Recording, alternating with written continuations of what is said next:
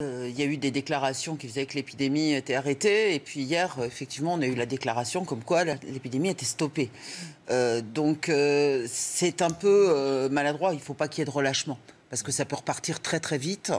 Et on le voit bien, il y a des endroits où il y a des foyers. On va éviter le mot anglais. Il y a des foyers qui se déclarent. C'est très ponctuel parce que maintenant on arrive à les cerner très très vite. Mais malgré tout, ça peut repartir un peu n'importe quand.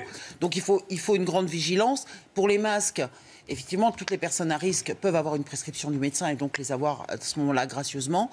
Mais on avait demandé effectivement que toutes les personnes CMU, ACS puissent les avoir aussi gracieusement. Et ce qui...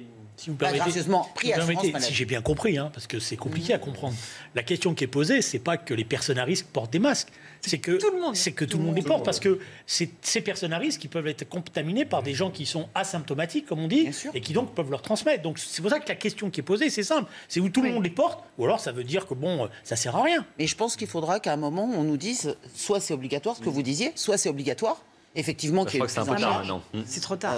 Je pense que là, c'est plus possible. Si ça repart un peu... Non, mais si c'est obligatoire, c'est que c'est gratuit. Point. C'est tout. Tant qu'ils ne sont pas gratuits, on ne pourra pas les rendre obligatoires. Jean-Claude, un petit mot là-dessus. Non, je trouve qu'en effet, moi je suis d'accord avec Julien, il aurait fallu décider que le port du masque, c'était bien le moins, était obligatoire pour se protéger et protéger surtout les autres. Bon, ça c'est...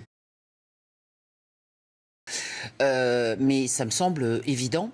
Alors après, au niveau du droit, je ne sais pas si on peut tester. Là, je laisserai d'autres compétences répondre. Mais pour moi, si on veut vraiment savoir ce qui se passe, il faut tester tout le personnel.